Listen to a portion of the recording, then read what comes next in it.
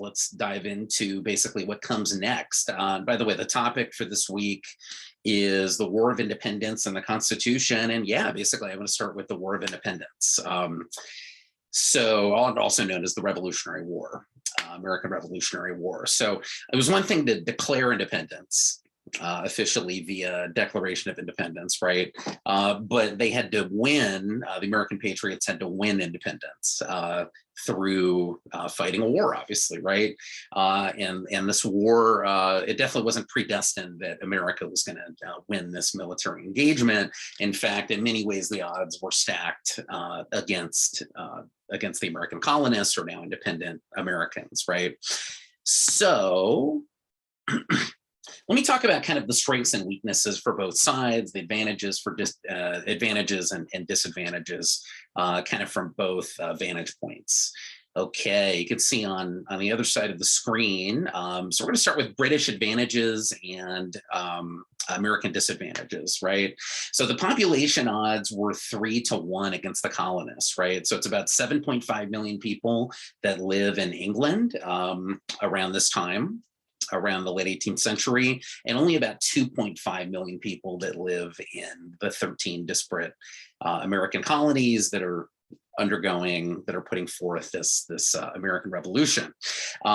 So, population doesn't necessarily determine a military victory, but it can definitely help, right? So if you want to raise money via taxes, you have a lot more people to tax. A greater population, usually, not always, but usually, or at least a lot of times, means greater wealth, right?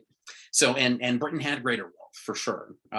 So Britain overwhelmingly has the advantage in terms of, wealth, affluence, naval power as well. The American patriots basically have no navy, at least initially, and I'll get to more about the first semblance of an American Navy in a second here. Let's see. So Britain also boasts a professional army of 50,000 men and foreign mercenaries known as Hessians. The American militia, by contrast, is numerous. So they're pretty good in terms of numbers, but they're wretchedly trained. They're really not professional soldiers. They're farmers.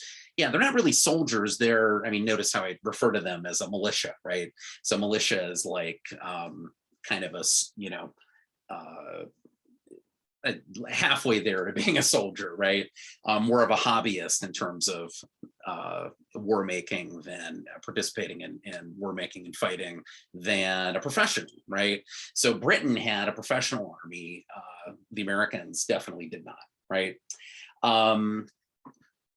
And yeah, it says up here, Americans lacked a central government as well. Americans lacked basic military supplies so oftentimes soldiers didn't have, clothes and clothes to replace, tattered clothes that they were wearing, or dirty clothes, bloody clothes. Shoes were a problem in some cases. So imagine fighting the War of Independence without shoes. So speaking of the Navy, so this is a picture of John Paul Jones. He was the founder of the American Navy. So he was the American naval commander of the American Revolutionary War. He gained international fame for raiding merchant ships in British waters. He was really the father of America's Navy. He commanded the US Navy ships stationed in France and led several assaults on England. And critics even charged him with piracy. So I guess if you're, essentially, if you're a Navy that is seen as illegitimate, then you're a pirate. If you're exercising, if you're conducting your affairs or even warfare via the seas legitimately, and it's seen as legitimate, then you're a Navy. Right. So it's not that surprising that America's enemies saw him and his forces as essentially pirates. Right. So just thought I would mention that even with the creation of some semblance, the beginnings of an American Navy via John Paul Jones, America really can't compete with the British Navy.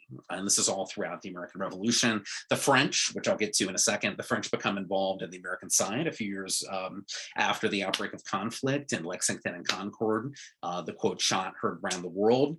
And the French have a navy that helps, but even with the French and their more established navy, the American side can't really compete with the British. Okay. And yet there's another side to this story. Just get some water here.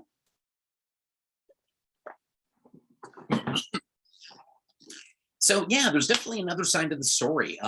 America had significant advantages, and Britain had significant real disadvantages. So first of all, morale, right? So morale and passion is definitely stronger among the Americans. There's no doubt about that. So they were fighting for a cause. Now, is it a just cause? Many in England didn't think so. Many around the world didn't think so. Americans, for the most part, thought so, right? So they thought it was a just cause. They believed in it. It was about independence and freedom and self-rule. It even just in a basic sense, lower taxes. And so they were fighting for something, right? And England was sort of fighting to maintain the status quo, and that doesn't arouse as much passion, right? As much morale, right? That's not great for morale. So yeah, morale in Britain, and by the way, just even with regards to civilian populations, right? Even outside of the context of the British soldiers and the American soldiers, support for the war on the American side was generally pretty good in the colonies, although not all American colonists supported the war, supported the American war effort and the American Revolution more generally. They were called loyalists or Tories, and I'll talk more about them in a second. But in Britain, it was, more or less divided. Definitely, there were large segments of the British population that in at least tacitly and sometimes very openly and explicitly sided with the Patriot side in the American Revolution.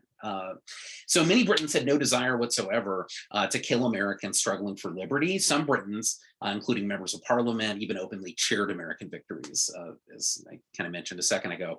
So the British support greatly encouraged the Americans, right? So imagine you're fighting on one side and many people ostensibly on the other side actually support you, right? So you already believed your cause was just, and now you're gonna like really believe in the justness of your cause. That's going to give you a boost in morale, and that's really in large part what happened in this case, right?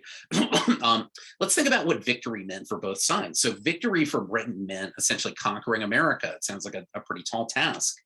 So victory for the colonists meant simply a draw. So they didn't really have to defeat the British, right? They just had to kind of fight to a stalemate. They had to fight not to lose, essentially, right? And that's essentially what happened.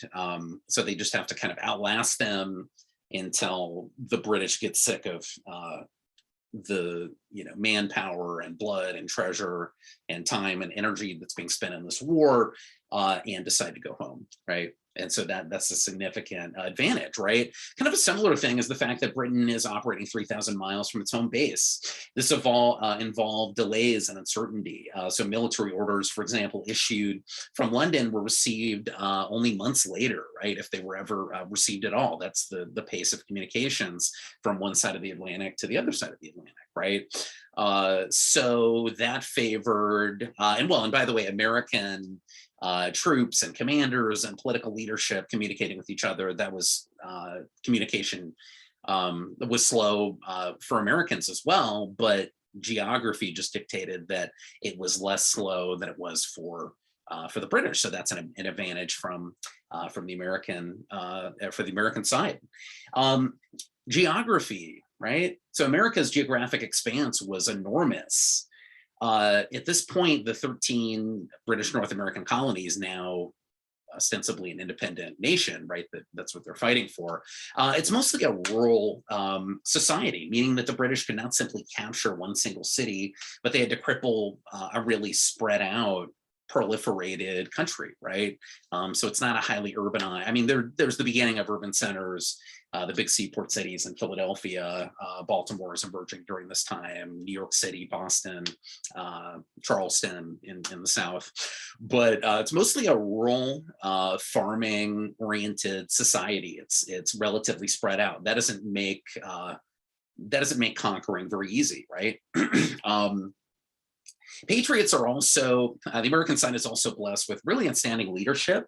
And mainly here, I'm talking about George Washington, and I believe Maclay spent a lot of time on this, so I won't belabor the point. But he was, by all accounts, a really good military strategist, not perfect, but that was definitely an advantage for the Americans in terms of military strategy. And also just when it kind of relates to my last point, when you're fighting on your home soil, that just gives you an advantage, the geography, the topography, the climate better than a force that came from 3,000 miles away, that came, from across the Atlantic Ocean. So that's going to be an advantage. But yeah, George Washington really, in a lot of cases, gave the American colonists a tactical advantage. And I would say even more than that, he was trusted, right?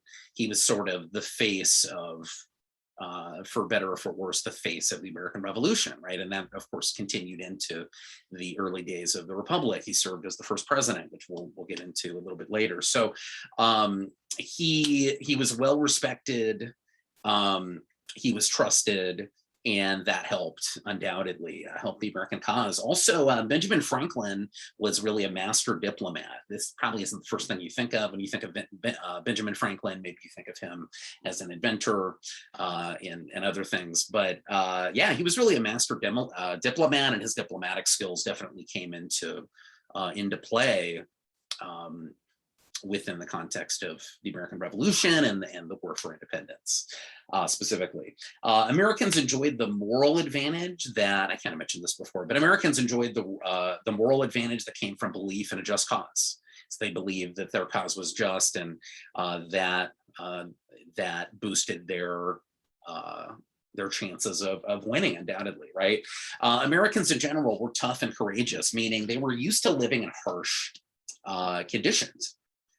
They were, in general, a self-sustaining people, self-reliant. A lot of them were excellent marksmen, right? So even though they're not professional soldiers, I mean, if you're not going to wage a war with professional soldiers like the English are, maybe the second best thing is to wage a war with people that know how to handle a gun, right? And so a lot of these yeoman farmer turned militiamen fighting in the American Revolution, they're essentially farmers. They, along with raising crops to make a living and having domesticated animals, they'd be used to going on hunts, right, for food. Sometimes they relied on that in certain parts of the year, or if the crop yield didn't turn out as one hoped or expected, right? So yeah, just self-sustaining, self-reliant. That was definitely used to living in harsh conditions on the frontier. That was an advantage for the American side. Last, I was going to mention the Black Robe Regiment. So Black Robe Regiment. This is the name that the British placed on American clergy. John Adams rejoiced that, quote, the pulpits have thundered, end quote, and identified several ministers as being among, quote, the most influential in the awakening and revival of American principles and feeling. For example, like Jonathan Mayhew and others, right?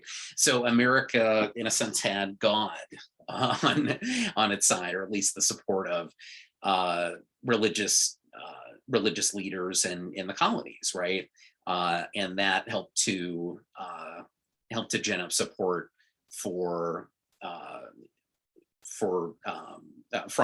common American, just everyday American colonists, right? Average people who maybe weren't the elites of the American Revolution and maybe weren't actually fighting in the war either. Helped them to get behind the cause and helped it to give it sort of legitimacy, moral and religious legitimacy. Okay. At the same time, Americans had very little money to finance the war. They had actually resort to printing paper currency called the Continental that reaches pretty quickly, because this is starting in about 1778, reaches hyperinflation levels. Americans also lacked a central government. Rather, they have a collection of individual states. America at this time is essentially a collection of individual states that consider themselves independent entities for the most part, right? That are coming together to fight the British, but don't really have an affiliation with each other outside of that. We'll talk more about that in a few minutes here. So there's sectional jealousies. There's little to no sense of a united country. So that that's a negative. That's a drawback from the American point of view. Also, military supplies. Basic military supplies in the Americas were scanty, especially firearms and powder. Gunpowder, excuse me. Benjamin Franklin even seriously proposed going back to the bow and arrow because they were running out of ammunition and guns, right? So just imagine fighting the American Revolution with a bow and arrow.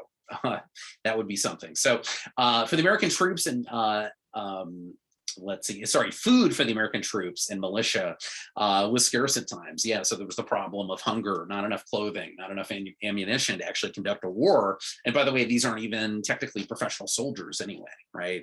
So yeah, clothing and shoes in many cases were appallingly scarce. They also had to deal with the spread of infectious disease in a lot of cases. So smallpox and yellow fever outbreaks. But of course, the British had to deal with that as well.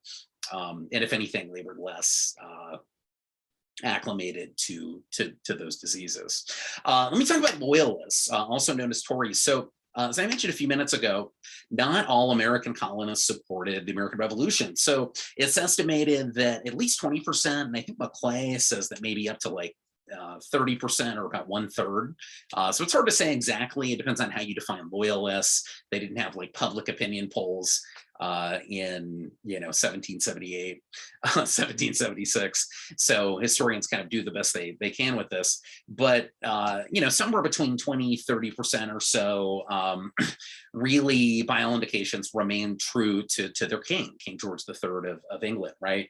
And this seems odd maybe at first, but I think it makes a little more sense. It's a little less mysterious the more you think about it, I think. So think about it, for generations, American colonists had been taught fidelity to the crown, right? Loyalty was considered a major virtue, loyalty to one's family, one's friends, one's country, right? And prior to the American Revolution, one's country, and maybe even during and after the American Revolution, one's country was England, right? America didn't exist, right? Or was a brand new entity, and you didn't really know what was going to happen with this entity, right? It didn't have a history to give it legitimacy and credibility, right? This basically loyalists, some people became patriots, some people became loyalists, and this dynamic split families apart. For example, Benjamin Franklin's illegitimate son, William Franklin, was a loyalist. Obviously, Benjamin Franklin, was one of the elites of the American Revolution. So that probably made for awkward dinner conversation, right? Loyalists, so who were the loyalists? Who, anybody could be a loyalist, anybody could be a patriot theoretically. But in general, loyalists tended to be conservative. They tended to be people of relatively well-educated, relatively affluent, wealthy, not surprisingly, and cultured and fundamentally kind of moderate and cautious, right? And they tended to believe beyond that any violent change would only be for the worse. Loyalists were also more numerous among the older generation. So the older someone was, with age came a higher likelihood of being a loyalist. I guess we could say that, right? Not surprisingly, in New England and especially in Massachusetts, that was the heaviest in terms of a population of patriots as opposed to loyalists, right? So not a lot of loyalists in New England, although there were some. You find loyalists more so in some of the other colonies, especially in like New York. A lot of loyalists in New York City, or loyalists that end up in New York City. I'm not going to go into too much detail about that, but that kind of gives you an example. And I was going to say one more thing here. Yeah. So again, loyalists. So. Again, I think it's not as mysterious as we tend to think, even if we're surprised by this, upon first hearing about it or kind of thinking about it. There's a lot of these loyalists. I'm going to kind of emphasize this. A lot of these loyalists didn't think every aspect of the American Revolution was completely ridiculous, right? So a lot of them, in fact, I would gather, I would speculate, probably most of them sympathize with some of the grievances that were articulated in the Declaration of Independence, right? They were, many of them probably were upset about taxes, right? They're wealthy people that probably had to pay more in taxes, right? They're the business owners who have to deal with some of these onerous restrictions. Or there's the Royal Proclamation of 1763 saying, limiting American frontier settlement west of the Appalachian Mountains. So that could affect some loyalists as well. So it's not that loyalists agreed with the way things had gone from 1763 up until 1776 and beyond, the end of salutary neglect and the sort of lead up to the crisis, lead up to the American Revolution. A lot of them had real grievances and agreed with the grievances being articulated, right? So that's one thing. But another question is, what do you do about it, right? Revolution or reform? And they were reformers. They favored reform. They favored a new relationship between metropole and colony, right? Between Britain proper and its North American colonies, as opposed to full-scale independence and revolution. Okay, let's talk about the Franco-American Alliance. I'm just going to plug my computer in so it doesn't die here. Okay, so France helped America out tremendously.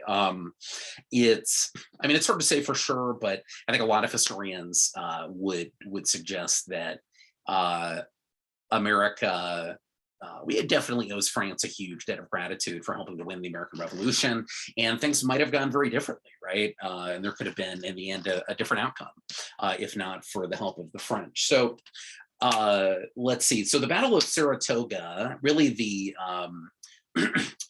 French help kind of starts with the Battle of Saratoga, although I should mention, so starting in 1775, the beginning of the American Revolutionary War and just the American Revolution, France was secretly supplying giving war supplies to the militias, to the American side. But after the Battle of Saratoga, this changes from being kind of secret to being more open, more explicit, right, in terms of their support of independence, of the patriot cause. So yeah, the Battle of Saratoga, this takes place in October 1777. So the British surrendered to Americans in New York. This victory immensely revived the faltering colonial cause. So basically what happened was there was a large invasion. So there was a very intricate tactical maneuver that the British attempted here, right? That they thought was going to have, and obviously help them win the war, right? But it didn't work out that way. So the idea was a large invading army would march southward from Canada, and this army was hoping to meet a similar British force marching northward from New York City, and another British force marching eastward from Lake Ontario. So the southern and western forces actually never arrived, and the general in charge of the group marching from Canada into the northern, what eventually became the United States, the northern, basically at that time, territories. Let's see, was surrounded by American forces in upstate New York. And basically they fought two small battles in September and October that both failed. And these forces ended up surrendering to General Horatio Gates and the Continental Army. And this is, widely regarded as kind of the turning point, one of the big turning points of the war. This really provided legitimacy that the Americans, not just that their cause was just, but that they could actually win, right? So the French or any other power didn't want to back a loser. And keep in mind, by the way, that France and Britain, longtime rivals.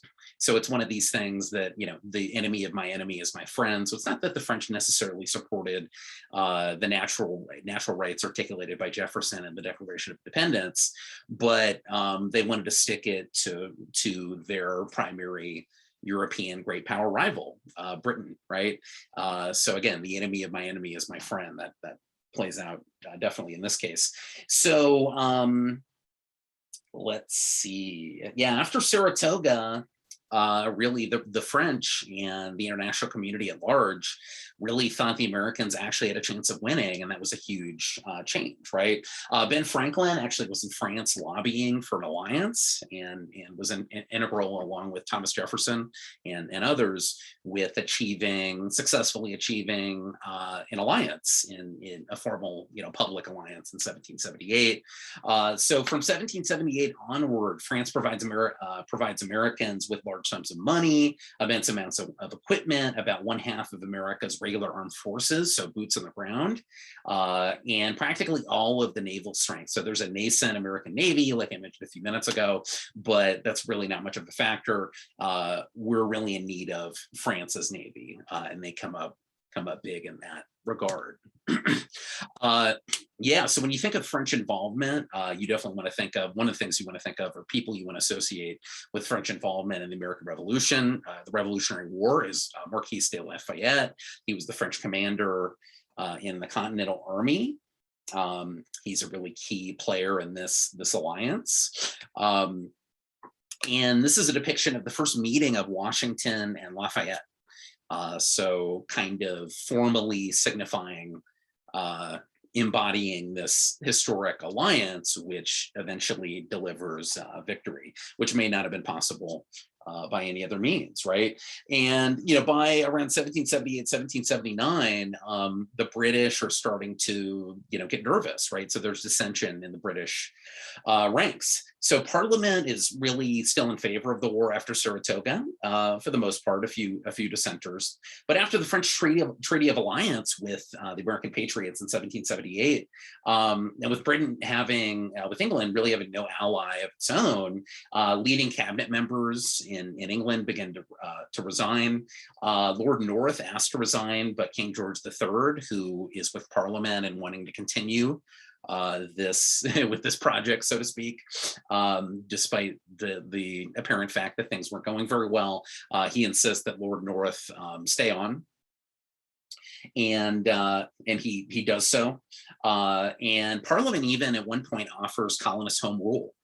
So essentially they offered colonists what they were asking for just a few years before the first shots were fired and the American Revolution was declared and the war had started, right? So they said, hey, we can go back to essentially a pre-1763 arrangement. You guys will be tacitly a part of the British colonies, but we're going to get rid of most of these onerous taxes. We're going to give you home rule. You can conduct your affairs the way you see fit for the most part. And the Americans said no. It was, too little, too late. Not everything is going well, though, on the American side. Hyperinflation is happening. So they're printing continental dollars, and not surprisingly, this leads to severe hyperinflation. And so there's fear that I think really well-founded fear. This actually relates to my research to a certain extent, so I know a little bit about this. But basically, around 1778, 1779 into 1780, there's severe hyperinflation, and there's a real fear that the war wasn't going to be adequately funded. Like the more months and years the war dragged on, Washington is already having trouble with supplies, just basic shoes and clothing and food and weapons and ammunition, right? That you need to conduct a war. Washington has been having trouble with that. And there was fear, multiple times that literally the people that needed to be paid to keep the war going weren't going to get paid. And that was going to cost Americans their independence, right? And there was fear as well that if and when independence was won, the economy was going to be in tatters. Like, how do we come out of this period of hyperinflation and make it on our own, bring stability and order to a newly independent nation, right? So that's an issue here as well. The Articles of Confederation.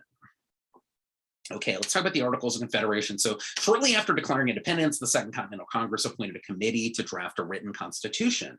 The Articles of Confederation was adopted, which, by the way, was the first written constitution, our first founding document. It was adopted by the Second Continental Congress in 1779, and it was translated actually into French after Saratoga, the Battle of Saratoga, to convince the French the Americans had a legitimate government. So starting in about 1777, again, it's the Articles of Confederation. That's the official governing document of the newly independent United States.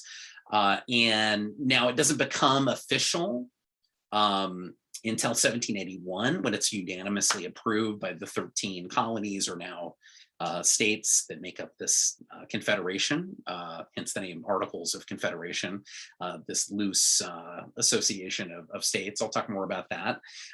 So it's not formally codified, ratified until 1781.